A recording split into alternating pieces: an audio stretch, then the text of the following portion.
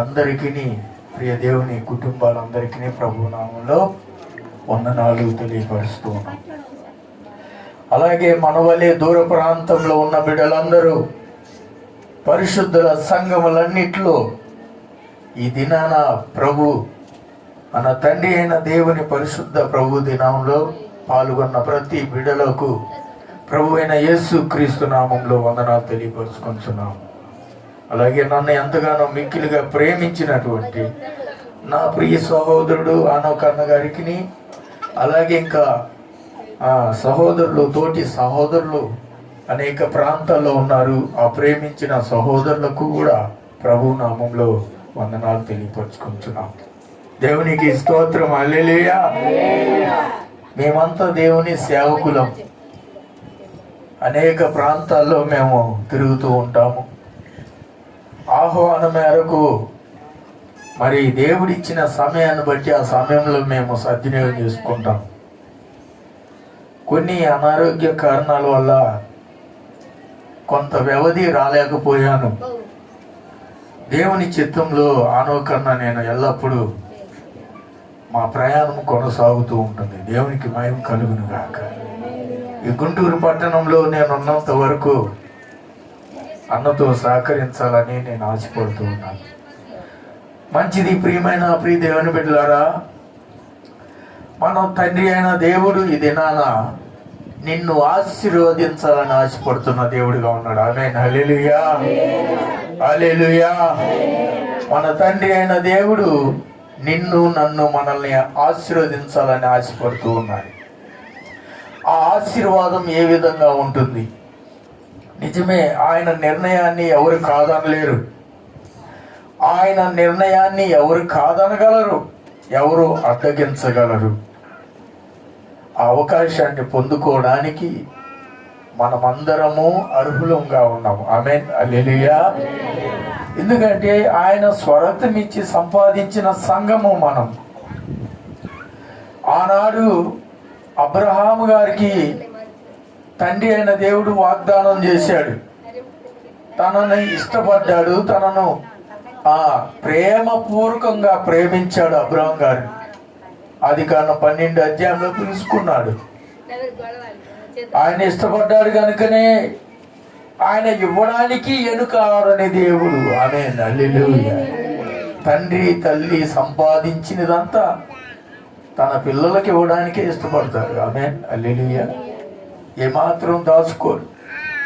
వీరి ఆలోచనలు, వీరు ప్రణాళికలు, వీరి సంపాదన, ఏదైతే కొనాలనుకుంటామో, ఏదైతే అనుభవించాలని ఆశపడతామో వాటన్నిటిని మనం సమకూర్చుకొని ఆ సమకూర్చిందంతా మన బిడ్డలకి ఇస్తాం తర్వాత. ఆమేన్. హల్లెలూయా. మనం దాచుకుంటామా? బయట వాళ్ళకి ఇస్తామా? అలాగే తండ్రి అయిన దేవుడు, సృష్టికర్త అయిన దేవుడు ఆ దినాన ఆయన ఆనందించాలని మన వలే మన స్వరూప, మన పోలికల చొప్పున నరులను సృజించదము చేయదము అనుకున్నాడు. ఆమేన్. హల్లెలూయా. అలా చేసుకున్న దేవుడు ఎంతగానో ప్రేమించాడు, ఎంతగానో ఇష్టపడ్డాడు. అయితే ఆయన చెప్పినది చేయలేదు. ఆదికాండంలో 2-3 అధ్యాయంలో 1-2-3 అధ్యాయంలో నిర్మాణము, సృష్టి 6 దినాలు జరిగినప్పుడు, మరి నరుని సృజించుకున్నప్పుడు ఒక మాట అంటాడు. నేను ఫ్లోలో వెళ్ళిపోతా ఉంటాను. అయ్యా, ఈ కొన్ని ఫలాలు నిరభ్యంతరంగా మీరు తినండి, అయితే మంచి చెడ్డ తెలివినిచ్చి వృక్ష ఫలం మీరు తినకూడదు, తింటే చనిపోతారు అని చెప్పాడు. హల్లెలూయా. ఆయన మాటను అతిక్రమించడమే పాపం. ఆజ్ఞ అతిక్రమించడమే పాపం. ఆయన ఆజ్ఞను ఎవరైతే అతిక్రమిస్తారో వారు శాపగ్రస్తులు అవుతారు. హల్లెలూయా. ఆ శాపగ్రస్తంలో నుంచి నా బిడ్డలు విడుదల కావాలి, నా బిడ్డలు దీవెనకరంగా ఉండాలి, నా బిడ్డలు ఆశీర్వాదకరంగా ఉండాలి, నా బిడ్డలు అన్ని విధాలుగా తృప్తికరంగా, మేలుకరంగా, ఆనందించాలని తండ్రి అయిన దేవుడు కోరుకుంటున్నాడు. దేవునికి మహిమ కలుగును గాక. ఇంత గొప్ప దేవుడు నీకు నాకు మనకున్నాడు. ఆమేన్. నీకు నాకు మనకే కాదు ప్రియ దేవుని బిడ్డలారా, తండ్రిని ఎరగని బిడ్డలు ఈ ప్రపంచంలో, ఈ మానవ లోకంలో ఎంతో మంది దూర ప్రాంతాల్లో ఉన్నారు. ఆ బిడ్డలు కూడా తెలుసుకోవాలి, ఆ బిడ్డలు కూడా ఆనందించాలి, ఆ బిడ్డలు కూడా ఆయన బిడ్డలుగా ఆయన యొక్క స్వత్తును, ఆయన యొక్క సృష్టిని అనుభవించాలి. ఆశీర్వాదాలు, మేలులు ఆ బిడ్డలు కూడా పొందుకోవాలి. ఆ బిడ్డలు ఈ లోకంలో ఉన్నంత వరకు ఏ కొదువు లేకుండా క్షేమముగాను మేలుకరముగాను బ్రతుకు జీవితాన్ని సాగించాలి, జీవించాలి అని కోరుతూ, అయితే ఇది శాశ్వతం కాదు, అశాశ్వతమైనది. ఏదో ఒక దినాన ఈ లోకాన్ని విడిచి నా దగ్గరికి రావాలి నా బిడ్డలు. ఆమేన్. హల్లెలూయా.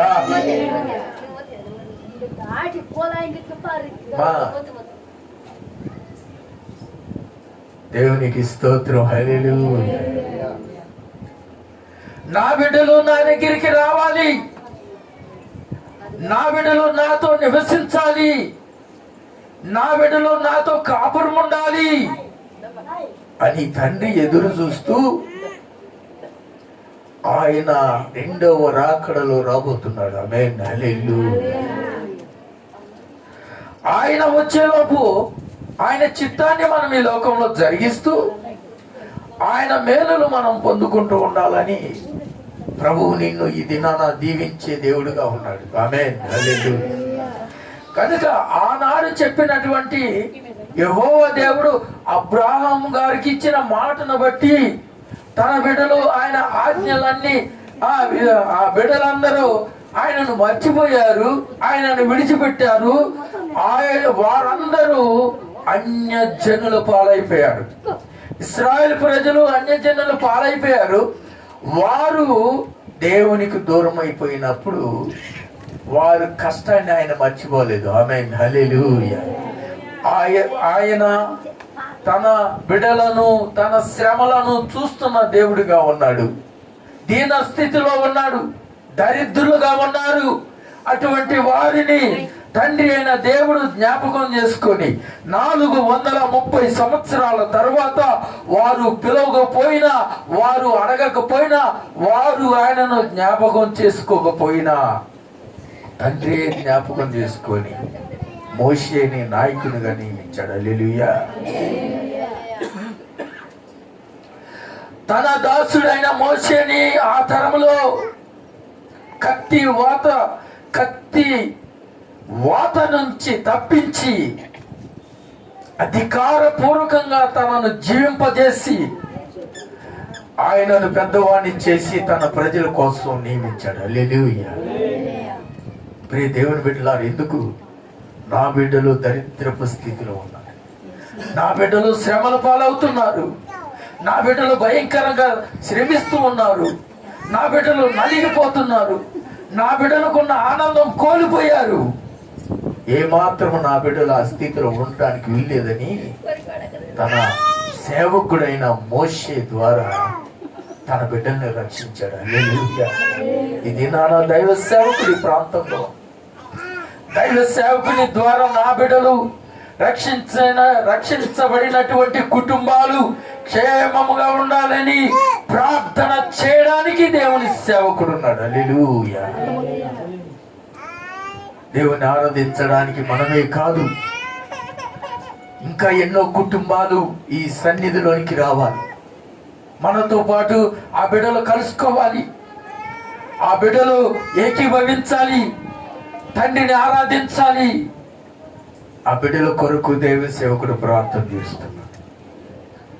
అదే కాదు కానీ మందిరము కట్టడం విషయమై ఎదురు చూస్తూ ఉన్నాడు.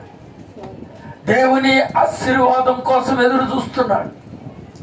ఎవరు తన బిడ్డలను పురికొల్పుతాడా అని మరి దేవుని సేవకుడు ఎదురు చూస్తూ ఉన్నాడు. ఆ బిడ్డలు సిద్ధంగా ఉన్నారు. ఆమేన్. హల్లెలూయా.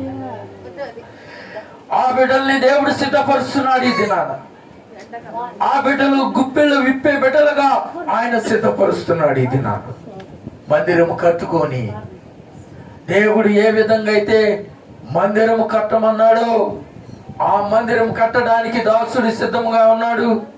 తన బిడ్డలను కూడా సిద్ధం చేస్తున్న దేవునికి స్తోత్రాలు చెప్తాం. హల్లెలూయా. నీ బిడ్డలు దీవించబడాలని ఆశపడుతూ ఉన్నాను. నా సన్నిధిలో, నా మందిరంలో, నా ఎదుట నా బిడ్డలందరూ కుటుంబాలతో సహా వచ్చి నేనిచ్చే ఆరోగ్యకరమైన వర్తమానం నా బిడ్డలు విని ఆశీర్వాదకరంగా దీవెనకరంగా ఉండాలని ప్రభు ఎదురు చూస్తూ ఉన్నాడు.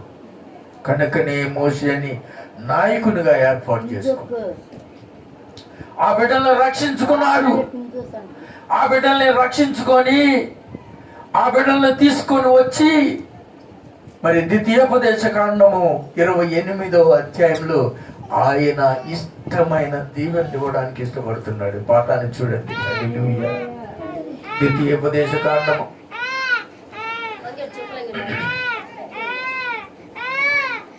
28వ అధ్యాయాన్ని చూడండి. నీవు నీ దేవుడైన యెహోవా మాట శ్రద్ధగా విని నేడు నేను నీకు ఆజ్ఞాపించుచున్న ఆయన ఆజ్ఞలన్నిటినీ మరొకసారి నీవు అనుసరించి నడుచుకొని నీ ఎడల నీ దేవుడైన యెహోవా భూమి మీదనున్న సమస్త జనముల కంటే నిన్ను హెచ్చించును. దేవునికి మహిమ కలుగును గాక. ఈ అవకాశం నీదే. ప్రియ దేవుని బిడ్డలారా, ఈ అవకాశము దేవుని బిడ్డలకు ఇచ్చాడు. 430 సంవత్సరాలు నలిగిపోతున్న బిడ్డలకి మరొకసారి అవకాశాన్ని పరిశుద్ధాత్మ తండ్రి ఇస్తున్నాడు తన సేవకుని ద్వారా. హల్లెలూయా. 2వ వాక్య భాగం 28 2వ వాక్య భాగం. నీవు నీ దేవుడైన యెహోవా మాట విని ఎడల ఈ దీవెనలన్నీ నీ మీదకి వచ్చి నీకు ప్రాప్తించును. హల్లెలూయా.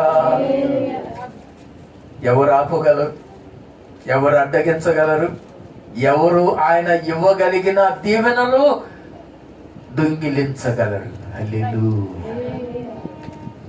ప్రియ దేవుని బిడ్డలారా, పొందుకునే అర్హత తండ్రి తన కుమారులకు, తన కుమార్తెలకు, తన కుటుంబాలకు ఇవ్వడానికి ఇష్టపడుతున్నాడు. మరొకసారి దేవునికి మహిమ కలుగునుగాక. నువ్వేమాత్రం దిగులు పడద్దు. ఇశ్రాయేలీయులు మర్చిపోయారు, విడిచిపెట్టారు, తండ్రికి దూరం అయిపోయారు. మా బతుకు మాదే అనుకుంటూ ఆశ్రమంలో నలిగిపోతున్నారు. చూచుతున్న దేవుడు, వినుచున్న దేవుడు ఆ మూలుగులు విని రక్షించి మరొక్కసారి తన బిడ్డలకు దీవెనిస్తున్నాడు. హల్లెలూయా. ఇప్పటికి మించినది ఏమి లేదు. ఏ స్థితిలో ఓ కుటుంబమా, దైవ కుటుంబమా, నువ్వు నలిగిపోయి వెనక స్థితిలో ఉన్నావో మరొక్కసారి నిన్ను ప్రేమతో తండ్రి ఆహ్వానిస్తూ ఆయన దీవెనలు ఇవ్వడానికి ఇష్టపడుతున్నాడు. హల్లెలూయా. 3వ వాక్య భాగం. నీవు పట్టణములో దీవించబడదువు, పొలములో దీవించబడదువు. నీ గర్భము ఫలము, నీ భూఫలము, నీ పశువుల మందలు, నీ దుక్కు ఎద్దులు, నీ గొర్రె మేకల మందలు దీవింపబడును. హల్లెలూయా. ఇవన్నీ నీకు అవసరం. ఇవన్నీ నీకు అవసరము. నిన్ను బట్టి అవి నీ యొద్ద ఉండి దీవించబడతాయి. హల్లెలూయా. ఎంత గొప్ప ఆశ్చర్యం. ఆ మేలును బట్టి, ఆ సంపదను బట్టి నీ సహోదరులంతా నీ దేవుని మహిమపరచాలి. ఆమేన్. హల్లెలూయా. నీకున్నదని, నీ దగ్గర ఉన్నదని నీవు సంతోషించడం కాదు, నువ్వు తృప్తి చెందటం కాదు, నువ్వు ఆనందించడం కాదు. నీ దగ్గర ఉన్న దాన్ని చూచి లేని వారు నిన్ను బట్టి, నీ దేవుని దేవుని కనపరిచి వారు కూడా సంతోషించడానికి ఇవన్నీ నీకు కలుగు చేస్తున్నాడు. ఆమేన్, హల్లెలూయా. ఇంత గొప్ప దేవుడు నిన్ను దీవించడానికి, నిన్ను ఆశీర్వదించడానికి, నిన్ను ప్రేమతో ఈ దినాన్ని పిలుస్తూ ఉన్నాడు. హల్లెలూయా.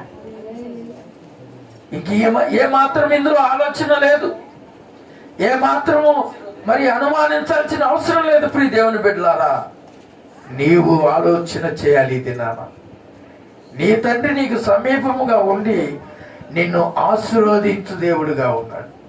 5వ వాక్య భాగం, నీ గప్పయు నీ పిండి పిసుకు నీ తొట్టియు దీవింపబడును. నీవు లోపలికి వచ్చినప్పుడు దీవింపబడదువు, వెలుపలికి వెళ్ళినప్పుడు దీవింపబడదువు. నీ మీద పడు నీ శత్రువులను యెహోవా నీ ఎదుట హతము చేయనట్లు చేయును, హతమగునట్లు చేయును. ఏమి అంత అబ్బబ్బబ్బబ్బబ్బా, వారు నీ బిడ్డలుగారా ప్రభువా అని నేను అడుగుతున్నా. ఆమేన్, హల్లెలూయా. నీవు పొందుకున్న అర్హతను బట్టి, నీవు ఆయనను కలిగిన స్థితిని బట్టి, నీవు ఆయన ఆజ్ఞలను మేరకుండా నెరవేరుస్తున్న విధానాన్ని బట్టి, నీ మీదకు వచ్చిన ఏ ఒక్కరినైనా ఆయన విడిచిపెట్టే దేవుడు కానే. అర్థం చేసుకోండి. హల్లెలూయా. ఎవరు ఫైట్ చేయగలరు నీ కోసం? ఎవరు సెక్యూరిటీ ఇవ్వగలరు నీ కోసం? ఎవరు ఇంత ధైర్యం చేయగలరు నీ కోసం? ఎవరు ఇంత నమ్మకమైన బాడీ గార్డు నీ కోసం ఉండగలడు? ఆమేన్, హల్లెలూయా. ప్రభువా నీకు వందనాలు నాయనా, నీ బిడ్డల్ని బలపరుస్తున్నందుకు వందనాలు. ఏ వారు ఆయన బిడ్డలు కారా? ఆయన బిడ్డలే. లోబడని బిడ్డలు, తిరుగుబాటు చేసే బిడ్డలు, మనస్సాక్షి లేని బిడ్డలు, న్యాయం లేని బిడ్డలు, న్యాయాన్ని అనుసరించలేని బిడ్డలు, దేవుని స్థితిని ఎరగని బిడ్డలు, దేవుని చిత్తానుసారంగా జరిగించలేని బిడ్డలు. ఆయన చూస్తూ ఊరుకునే దేవుడు కాదు. ఆమేన్, హల్లెలూయా. నీకు అడ్డం లేకుండా చేసే దేవుడుగా ఉన్నాడు. అటువంటి వారి కోసమే ఆయన దీర్ఘశాంతం, ఆయన కాలము ఆలస్యం చేస్తున్నాడు, ఆయన రాకడను ఆలస్యం చేస్తున్నాడు. ప్రియ దేవుని బిడ్డలారా, ఆ బిడ్డలు మార్పు చెందాలని, నా బిడ్డలు, నా కుమారులు, నా కుటుంబము ఇరుగో ఈ దినాన, ఈ ప్రభు పరిశుద్ధ దినాన నా బిడ్డలు నా కోసం వస్తున్నారు అని తల్లి తండ్రి మంచి ప్రేమ విందు చేసి ఎదురు చూసినట్లుగా తండ్రి అయిన దేవుడు ఎదురు చూస్తున్నాడు మార్పు లేని బిడ్డల కోసం. హల్లెలూయా. ఆ బిడ్డల కొరకు మనం ప్రార్థన చేసే దేవుని సమూహముగా, దేవుని కుటుంబాలుగా, దేవుని సేవకులముగా ఈ దినాన ఇక్కడ మనం సమకూర్చబడ్డాం. ఆమేన్. ఇక్కడే కాదు, అనేక పరిశుద్ధుల సంఘములో దేవుని బిడ్డలు సమకూర్చబడి ఉన్నారు. ఆమేన్, హల్లెలూయా. ఆ బిడ్డల ద్వారా ఆయా ప్రాంతాల్లో, వారి ఉన్న ప్రాంతాల్లో మార్పు చెందాల్సిన బిడ్డల కొరకే ఈ సమయం. ఆమేన్, హల్లెలూయా, హల్లెలూయా. 9వ వాక్య భాగం చూడాలా? 7వ వాక్య భాగం, 7వ వాక్య భాగం. ఒక్కసారి పైకి వెళ్దాం. నీ శత్రువులను యెహోవా నీ ఎదుట హతమగునట్లు చేయును, వారొక త్రోవను నీ మీదకు బయలుదేరి వచ్చి 7 త్రోవలు నీ ఎదుట నుండి పారిపోను. ఎంత ఈజీగా పారిపోవడానికి ప్రయత్నం చేస్తాడు, ఎంత వేగముగా పరిగెత్తడానికి ప్రయత్నం చేస్తారు. నిన్ను బట్టి ఒక్కసారి ఆలోచించాను. హల్లెలూయా. ఏక మనస్సు, ఏక మాట, ఏక పట్టుదలతో నీ మీదకు వచ్చిన వారు దొరికిన దారిలో పారిపోయేలా చేసే దేవుడు నీకున్నాడు. ఆమేన్, హల్లెలూయా. ఎంత గొప్ప దేవుడు మనకుండగా మనకు భయమేలా? ఆమేన్, హల్లెలూయా. 8వ వాక్యం, నీ కొట్లలోను నీవు చేయు ప్రయత్నములన్నిటిలోనూ నీకు దీవెన కలుగునట్లు యెహోవా ఆజ్ఞాపించును. మరొకసారి ఈ వాక్య భాగాన్ని ఆలోచన చేస్తూ ధ్యానిద్దాం.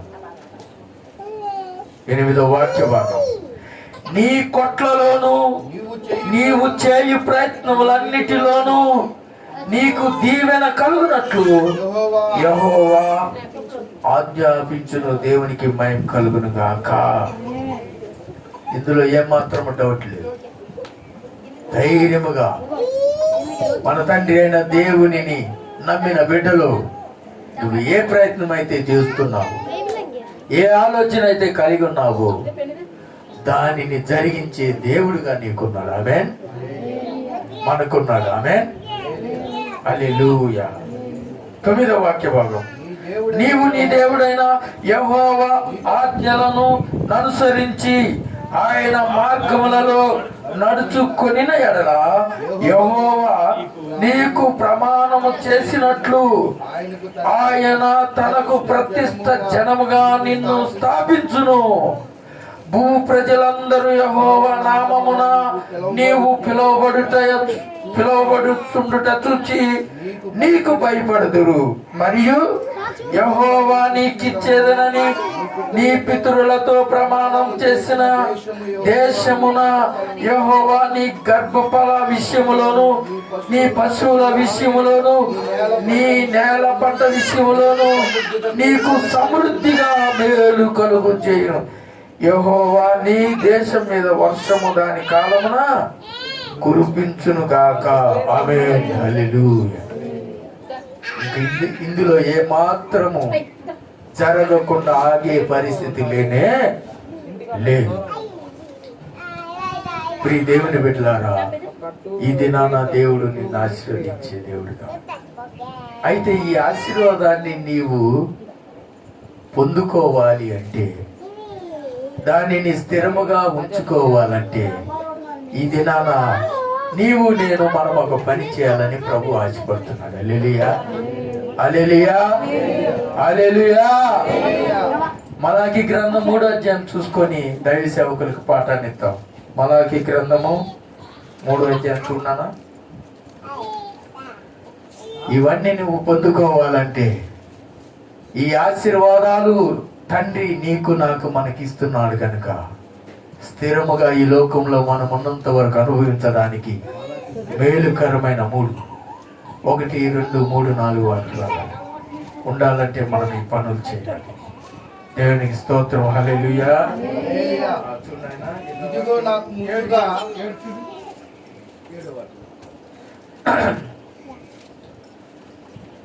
మీ పితరుల నాటు నుండి మీరు నా కట్టడలను గైకొనక వాటిని త్రోసివేసితిరి. అయితే మీరు నా తట్టు తిరిగిన ఎడల నేను మీ తట్టు తిరుగుదును. దేవునికి మహిమ కలుగును గాక. అయితే మీరు నా తట్టు తిరిగిన ఎడల నేను మీ తట్టు తిరుగుదునని సైన్యములకు అధిపతియగు యెహోవా సెలవీయగా, మేము దేని విషయంలో తిరుగుదామని మీరందరూ, ఏందయ్యా ఏమిటి ఈ మాట? మేము దేని విషయంలో నీ తట్టు తిరుగుదాము అని మీరు ప్రశ్న వేయుదురు. మేము దేని విషయంలో తిరుగుదామని మీరందరూ. 8వ వాక్య భాగం, మలాకి గ్రంథం 3, 8వ వాక్య భాగం, మానవుడు దేవుని యొద్ద దొంగిలిన మానవుడు దేవుని యొద్ద దొంగిలునా? అయితే మీరు నా యొద్ద దొంగిలితిరి. దేని విషయంలో మేము నీ యొద్ద దొంగిలితమని మీరందరూ 10వ భాగమును ప్రతిష్ఠార్పణములను ఇయ్యక దొంగిలితిరి. పొందుచున్న దీవెనలకు బదులు మీరు ఇవి సమర్పించాలి. హల్లెలూయా. నా బిడ్డగా దేవుని సన్నిధిలోనికి దేవుని నివాస స్థలముకు వాటిని సమర్పించుకోవాలి. హల్లెలూయా. చూడు తల్లి, 9వ వాక్య భాగం. ఈ జనులందరూ నా యొద్ద దొంగిలించుచునే ఉన్నారు. మీరు శాపగ్రస్తులయ్యున్నారు. నా మందిరములో ఆహారముండునట్లు 10వ భాగమంతయు మీరు నా మందిరపు నిధిలోనికి తీసుకుని రండి. దీన్ని చేసి మీరు నన్ను శోధించిన ఎడల నేను ఆకాశపు వాకిండ్లను విప్పి పట్టజాలనంత విస్తారముగా దీవెనలను కుమ్మరించదనని సైన్యములకు అధిపతియగు యెహోవా సెలవిచ్చుచున్నాడు. దేవునికి మహిమ కలుగును గాక. ఎంత దీవెన! హల్లెలూయా. ఆకాశపు వాకిండ్లు విప్పుతాను. ఎంత పడింది? ఎక్కడ దాచుకుంటావు? హల్లెలూయా. దేవునికి మహిమ కలుగును గాక. ఆయన వాక్యమే, ఆయన వాక్యమే సంపద. హల్లెలూయా. ఆ వాక్యం ద్వారా నీవు సమృద్ధిగా మేలును పొందుతూ దీవించబడే వారిగా ఉంటాం. మనము మన సంపదలో తండ్రి దీవించిన ప్రకారముగా ఆనాడు ఇశ్రాయేలీయులకు చెప్పిన వాగ్దానము 10వ భాగం. ఇప్పుడు మీరు కలిమి కొలది దేవుని సేవకునికి సమర్పించుకోవాలి. హల్లెలూయా. ప్రతి ఒక్కరూ దేవుడు మనకు కలుగు చేసిన దీవెనను బట్టి, మేలులను బట్టి, ఆశీర్వాదాన్ని బట్టి, సంపదను బట్టి, కలిగిన ప్రతి దాన్ని బట్టి కలిగినంత హల్లెలూయా తీసుకొచ్చి దేవుని సేవకునికి ఇచ్చి, దేవుని మందిరానికి, దేవుని సన్నిధికి మనమంతా పట్టుజాలనంత మందిరాన్ని కట్టుకొని దేవుని బిడ్డలంగా ప్రతి పరిశుద్ధ ప్రభు దినాన ఆయన ఆశీర్వాదాలు, పరిశుద్ధమైన ఆరోగ్యకరమైన వర్తమానాలతో మేలులు పొందడానికి మనమందరము ఈ స్థలంలోనికి రావడానికి దేవుని యొక్క మందిరము ఇక్కడ ఉంది. దేవుని సేవకుడు ఇక్కడ ఉన్నాడు.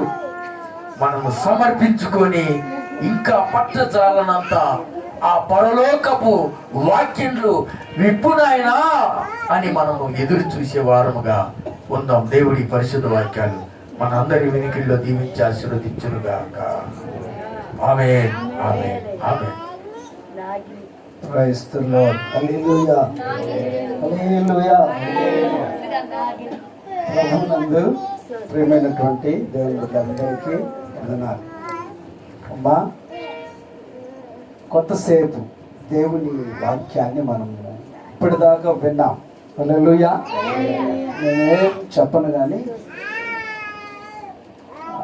మీకోసం ప్రార్థన చేద్దాం. హల్లెలూయా. దైవజనులు చెప్పారు కనుక మనము చెప్తున్నప్పుడు నాకు ఒక మాట గుర్తుకొచ్చింది. ఏ మాట అంటే, నీవు పొలములోనూ దీవించబడదువు. హల్లెలూయా. ఎక్కడ దీవించబడతావు? ఎంతమందికి పొలాలు ఉన్నాయి? మీకు పొలాలు ఉన్నాయా? మా మా పొలం ఉందా? మా పల్నాడనుకుంటుంది. మీకు లేదమ్మా. దేవుడికి స్తోత్రం. హల్లెలూయా. పొలములోనూ దీవించబడతావు. పొలం అంటే ఏంటో తెలుసా? ఏంటి పొలం?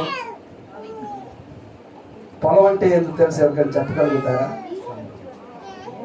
ఆమేన్. హల్లెలూయా, హల్లెలూయా. ఈ దేవుని పరిచర్య అనేది ఒక పొలం. హల్లెలూయా. నా పరలోకపు తండ్రి వ్యవసాయకుడా,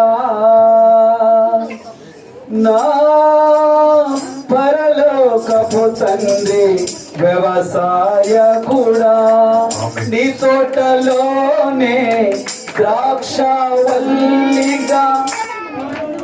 కట్టి స్థిరపరచవా, నీ తోటలోనే ద్రాక్షవల్లిగా నన్ను అంటుకట్టి స్థిరపరచవా. హల్లెలూయా. ఏంటండి పొలం? ఆయన వ్యవసాయకుడు. ప్రియమైనటువంటి దేవుని బిడ్డలారా, ఈ పొలము ఆశీర్వదించబడాలి. ఇందాక నేను ప్రార్థన చేస్తూ ఉన్నప్పుడు దేవుడు నాకు ఒక 5 రకాల పొలాలను చూపించాడు. ఒకటి బీడు భూమి. ఏ భూమి? రెండవది చౌడు. మూడవదిగా ఏమండి ఫలించేది మంచి అంటే మెట్ట మాగాణి. ఇవన్నీ పొలాలు. ఈ పొలాలన్నీ ఎక్కడున్నాయి? మరి ఎవరికి ఒక ఎకరం పొలం లేదు, కానీ ఇవన్నీ కూడా దేవునిలో ఉన్నవి. హల్లెలూయా, హల్లెలూయా. ప్రియమైనటువంటి దేవుని బిడ్డలారా, బీడు బారిన భూములను దేవుడు చదును చేయగలడు. పండని ఫలించని ఫలము, ఫలించని చెట్టు ఆయన దగ్గర ఫలించేటట్టు చేయగలడు. హల్లెలూయా. పని చేయని వాడు ఆయన దగ్గర పని చేయును. ఆమేన్. అంటే ఒక సోమరి, పని చేయని వాడు ఆయన దగ్గరకు వచ్చేసరికి దేవునికి ఏమైపోతాడు? సరెండర్. దేవుడు దగ్గరకు వచ్చేసరికి పని చేస్తాడు. అంటే నువ్వు ఫలించాలి, అభివృద్ధి చెందాలి, ఆశీర్వదించబడాలి, నీ కుటుంబము దీవించబడాలి. నిన్ను చూసి అనేకులు ధన్యుడు ధన్యురాలనాలి. దౌర్భాగ్యులు దరిద్రులు అనకూడదు. నిన్ను చూసి ధన్యురాలండాలి. అలా అనబడాలి అంటే నువ్వు ఎక్కడ నాటబడాలి? నీటి కాలవ యోరున నాటబడినదై ఆకు వాడక తన కాలమందు పనికి మాలిన చెట్లు కాదు.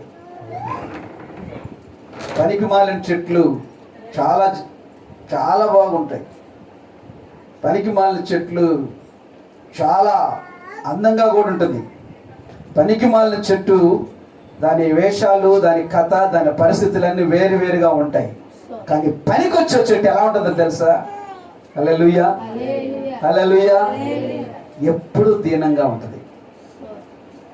నేను కొన్నిసార్లు ఆ చివరి చెట్టు ఉంది, దానికి ఒక వారం నీళ్లు పోయకుండా ఒక 3 రోజులు ఉంటే దాని ఆకంతా వాడిపోయి ఉంటుంది. దాన్ని చూసి నేను చాలా నేర్చుకున్నా. ఏదో చెట్టు అనుకోవద్దని, దాన్ని చూసి నాకు ఒకసారి జ్ఞానోదయం కలిగింది. ఈ చెట్టుకు నీరు పోయకపోతేనే ఇలా వాడిపోతుందే, ఈ చెట్టుకు నీరు పోయకపోతే వాడిపోతున్నాయే. ఒకవేళ మనకు నీరు పోయకపోతే మనం ఏమైపోతాం? మన ముఖం ఎలాగైపోద్ది? 3 రోజులు ఉపవాసాలు ఉండి చూడు. హల్లెలూయా. నా ప్రియమైనటువంటి దేవుని బిడ్డలారా, నీవు బీడు భూమిగా ఉండకూడదు. నీవు పనికొచ్చే భూమిగా ఉండాలా, పనికొచ్చే పాత్రగా ఉండాలా. అది పనికొస్తే ఎవరికి ఇష్టం? ప్రభువుకి ఇష్టం. హల్లెలూయా. నువ్వు దీవించబడ్డం ఎవరికి ఇష్టం? నువ్వు ఆశీర్వదించబడ్డం ఎవరికి ఇష్టం? నీవు ఘనపరచబడ్డం ఎవరికి ఇష్టం? యేసయ్యకి ఇష్టం. హల్లెలూయా. మనం దీవించబడాలి అంటే మన పొలం బాగుండాలి, పొలము బాగుండాలి అనగా మన హృదయం, మన కుటుంబం, మన వ్యవస్థ బాగుండాలి. అవి ఎప్పుడైతే మనము బాగుంటామో ఏ పిచ్చి చెట్టు వేసినా కానీ ఏం చేస్తుంది? మొలుస్తుంది. హల్లెలూయా, హల్లెలూయా. నవ్విన నాపు చేనే పండింది అంటారు. ఏదో తెలుసా? చూసారా? అదే విశ్వాసి అంటే. హల్లెలూయా. చాలా మంది అంటారు నవ్విన నాపు చేను పండింది, నవ్విన నాపు చేను పండింది అంటే అర్థం ఏంది? ఊరు పక్కనే ఉందంట. ఏ చేను? నాపు చేను. చూసే వాళ్ళందరికీ ఈ పరిస్థితి ఏంద్రా ఊరి పక్కన అన్నీ ఏం చేస్తాయి? ఏం చేస్తాయి? వదిలేసిన గేదె పిల్లలు, వెన్న పిల్లలు, మేక పిల్లలు, మనుషులు అందరూ. దానికి ఎరువేందో తెలుసా? అది పండింది, ఎర్రగా కాసిందంట. అందరూ నవ్వారు. ఒక రోజున ఒక బండి కాదు, 4-5 ఎద్దుల బండితో తోలుతారు. ఏమంది ఎక్కడిదిదే? నవ్వి నాపసేను. నిన్ను చూసి చాలా మంది నవ్వి ఉండొచ్చు, నిన్ను చూసి చాలా మంది ఎగతాళి చేసి ఉండొచ్చు, ఇక వీళ్ళ పని అయిపోయింది అనుకోవచ్చు. కానీ దేవుడు తలుచుకుంటే నిన్ను ప్రయోజకునిగా చేయగలడు. చప్పట్లు కొట్టి దేవుని స్తుతిద్దాం. హల్లెలూయా. నిన్ను, నీ కుటుంబాన్ని పనికొచ్చే పాత్రగా దేవుడు చేస్తాడు. అంతేగాని పోటీకొండగా చేయడు, విడిచిపెట్టడు దేవుడు, త్రోసివేయడు దేవుడు, తక్కువగా చూడడు. దేవుడి దగ్గర శాపం లేదు, ఆశీర్వాదమే ఉంది. ఆమేన్, హల్లెలూయా. ఆ ఆశీర్వాదము చేత నీవు నింపబడాలి, ఆశీర్వదించబడాలి. అంటే నీ పొలం ఎలా ఉందో ఒకసారి చూసుకో. నీ పొలం ఎలా ఉంది? పొలాన్ని చూసి నీ పొలము ఏ స్థితిలో ఉంది? నా తండ్రి వ్యవసాయకుడు, నేను ఎదురు చూస్తూ, యజమానుడు రైతు పొలం వైపు చూసి, పొలం వైపు తేరి చూసి, ఈ సంవత్సరమైన నాకు సమృద్ధి పంట వస్తది అని ఎదురు చూస్తూ ఉన్నాడు. నేను కూడా ఎదురు చూస్తూ ఉన్నాను. హల్లెలూయా. ఇది కొని సంవత్సరం అయింది. ఎందు ప్రభువా, ఎప్పుడు అని చాలా జాగ్రత్తగా ఉంటారు. సంఘానికి ఎందరు నమ్మకంగా ఉన్నారో వారిని దేవుడు ఆశీర్వదిస్తారు. ఆమేన్, హల్లెలూయా. కోటా బియ్యం పాస్టర్ గారికి, సన్న బియ్యం ఏదో పక్కోడికి పెడితే ఆశీర్వాదం రాదు. పాస్టర్ గారికి ఏమో 100 రూపాయల చందా, బయట టీవీ ప్రోగ్రానికి, మరొక ప్రోగ్రానికి 5,000 10,000 ఇస్తే ఆశీర్వాదం.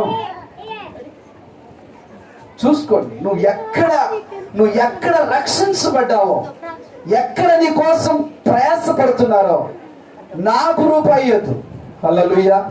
నువ్వు కూర్చుంటున్న స్థలం ఉందే, నీ మీద వర్షం వస్తే నీరు కారుతుంది. 5 సంవత్సరాలైంది రమేష్ ఈ మైక్ ఇచ్చి, 3 సంవత్సరాల తర్వాత ఈ మైక్ నాగే బాగు చేయించాడు. ఎందుకు చెబుతున్నానంటే మీద ఇదంతా, హల్లెలూయా, ఇదంతా దేవునిది. ఇది దేవుని పని, దేవుని పొలం. దీన్ని సరి చేయటం, బాగు చేయటం, శుభ్రం చేసుకోవటం, దీని అంతటికి కారణం ఎవరే అంటే హల్లెలూయా. కనుక నా ప్రియ దేవుడు, నా వంతు కూడా నేను చేస్తున్నాను. వల్ల కావటం లేదు. అప్పులు, సమస్య, వేదన, అద్దెలు, కరెంట్లు, చీట్లు, వడ్డీలు, నిందలు. నిజంగా నేను, నా భార్య ఎంత వేదన చెందుతున్నామో. నెలకొచ్చేసరికి 50,000 కట్టాలి. 50,000 రూపాయలు. అన్యులతో దగ్గర తిట్టులు. ప్రియాజన బిడ్డలు, సాతానుడు ఎంత డిస్టర్బ్ చేస్తున్నాడంటే శరీరం సహకరించదు. షుగర్ 400 ఉంది, అయినా దాన్ని నేను లెక్క చేయటం లేదు. వాడబడిన రోజులు వాడబడదాం, ప్రభు పిలిస్తే వెళ్ళిపోదామని సిద్ధంగా ఉన్నాను. కానీ నా ప్రియా దేవుని బిడ్డలారా, నువ్వు దీవించబడాలి. హల్లెలూయా, హల్లెలూయా. చిరిగిపోయిన నోటేమో పాస్టర్ గారికి, పనికొచ్చే నోటేమో పక్కనోడికి ఇస్తే ఆశీర్వాదం మనకు కాదు. నేను చూస్తూ ఉన్నాను.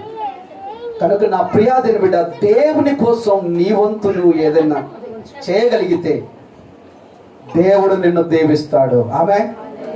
ఈ మైక్ యంత్రం కూడా మంద కాదు, అన్నగారి. ఆయన ఎప్పుడు తీసుకెళ్తాడో మనకు తెలియదు. దేవునికి స్తోత్రం. హల్లెలూయా. తీసుకెళ్ళాలి. దేవుడు మాకు ఏమిస్తాడు? కొత్తవి ఇచ్చును గాక. హల్లెలూయా. కనుక నా ప్రియ దేవుని బిడ్డ, అందరం ఈ పొలంలో పని వాళ్ళమే, నాతో సహా. హల్లెలూయా. మీరొక్కలే కాదు, నాతో సహా. కాకపోతే నేను పెద్ద పాలేరుని, మీరు చిన్న పాలేరు. అందరికీ అక్కడ జీతం ఆడుంది. అయ్యా మా పాస్టర్ గారు, అయ్యా ఈయన కొంచెం 2 ముక్కలు ఎక్స్ట్రా వేయండి అంటే అక్కడ కుదరని పని. వెళ్ళి లైన్లో ఉండిపో అంటాడు. మనమందరము కూడా, నేను కాదు, యావత్ ప్రపంచంలో సేవ చేస్తున్న ప్రతి ఒక్కరు కూడా పొలములో పనివారే. హల్లెలూయా. ఆయనకు ఆ జీతమే, నాకు ఆ జీతమే, మరొకటికి ఆ జీతమే, మీకు కూడా. మీకు సపరేట్గా, మాకు సపరేట్గా, మాకు తీసుకెళ్ళి మంచం మీద కుర్చీలో పెట్టి చికెన్ ఫ్రైలు, ఎగ్ ఫ్రైలు పెట్టరు. అందరూ సమానులే అక్కడ. హల్లెలూయా. అక్కడ భేద అభిప్రాయాలనేది లేనే. ఒకవేళ మీకు తెలుసు తెలియదు, సామ్రాజ్యం తల్లి నాకంటే ముందు పోయే మా ఆయనని గుర్తుపట్టడానికి కూడా వీలు. హల్లెలూయా. ఏందయ్యా ముందు వచ్చా, నా కోసం ఏమైనా సిద్ధపరిచావా అనడానికి వీలు లేనే లేదు. కనుక దేవుని దగ్గర మనము ఏం చేస్తున్నాం, ఎలా ఉన్నావు, ఏ విధంగా నడుస్తున్నావు. వాళ్ళు దీవించబడుతున్నారు, నేను ఎందుకు దీవించబడటం లేదు అని నీ మోకాళ్ళకి ప్రార్థన చేయాలా. మోకాళ్ళ నొప్పులు ఎందుకు వస్తాయంటే, నువ్వు మోకాళ్ళ మీద నిలిచి ప్రార్థన చేయాలంటే ఒకసారి తోట దగ్గరికి వెళ్ళి చూడండి. ఒక మొన్న 70 సంవత్సరాలు 80 సంవత్సరాలు ముసలామ 2 మోకాళ్ళు మోకరించి 2 చేతులు పైకెత్తింది. నాకే సిగ్గుసేటు అనిపించింది. ఆమె పక్కనే కూర్చొని నేను 10 నిమిషాలు మోకరించి ప్రార్థన చేస్తే మోకరించలేకపోతున్నా. 1 గంట సేపటి నుంచి ఆ మోకాళ్ళ మీదనే నిలబడింది. హల్లెలూయా. నాయన ఊరుకోలేక ఒకసారి అడిగా, మా అప్పులు పడుతుంది ఎందుకన్నా అంటే, ప్రార్థన చేస్తుంటే డిస్టర్బ్ చేస్తా. అక్కడ నేను పాస్టర్ అనేది లేదు, అందరూ ఇటలే ఉంటారు. అక్కడ పరిచయం చేసేవాళ్ళు అంతే ఉంటారు, అందరూ అలాగే ఉంటారు. ఎందుకు చెబుతున్నానంటే, ఒక్క పని కూడా నువ్వు చెయ్యవు, కొత్తిమీర కూడా నువ్వు వలవు, కర్రెపాకు కూడా నువ్వు వలవు. ఎలా వస్తుంది నీకు ఆశీర్వాదం? మా విషయమా నేను చెట్లకు చెప్పుకోవటం లేదు. ఒక్క కర్రెపాకు కూడా నువ్వు వలవే. మరి దేవుని ఆశీర్వాదం ఎలా వస్తుంది? పనివాడు జీతానికి పని చేయాలి కదా, పరిచయం చేయాలి కదా. రావటం లేదు ఆశీర్వాదం. నువ్వు ఏ కాయ తిన్నా ఉపయోగం ఉందా? నువ్వు గన్నేరుకాయ తిన్నా కానీ ప్రాబ్లం లేదు. ఏ పండు తిన్న పండు నిన్ను ప్రయోజకుని చేయదు. ఏ పండు కూడా నిన్ను పవిత్రులుగా తీర్చిదిద్దదు. ప్రభు ఒక్కడే నిన్ను పవిత్రునిగా చేయగలుగుతాడు. ప్రభు ఒక్కడే నిన్ను పరిశుద్ధునిగా చేయగలుగుతాడు. నా ప్రియా దేవుని బిడ్డలారా, నీ పొలం బీడు బారిందా? నీ పొలం చదును చేయబడిందా? నీ పొలం ఏ విధంగా ఉంది? నిన్ను నీవే అంటే, నీ పొలం అంటే నీ కుటుంబమే. నీ కుటుంబం ఎలా ఉందో ఒకసారి సరి చూసుకో. దేవునిలో నువ్వు ఉంటే దీవించబడతావు. హల్లెలూయా. వాళ్ళు దీవించబడతామని కళ్ళారా చూస్తావు. వాళ్ళు కళ్ళారా చూడగలుగుతున్నారంటే ప్రభువుకి వారు చేసే పరిచర్య కానీ, ప్రభువు చేసే కార్యకలాపాలు కానీ, ప్రభు విషయంలో వాళ్ళు తీసుకుంటున్న నిర్ణయం కానీ మహా గొప్పది. ఆమె అందుకోసమే ఇక లైవ్ ఆపునాను. ఇప్పుడు చెప్పాల్సినవి ఏంటి అయిపోయి. దేవునికి స్తోత్రం. హల్లెలూయా. ఇంకా ఏం చేయాలి అంటే, విశ్వాసులమైన మనం ఎంతమంది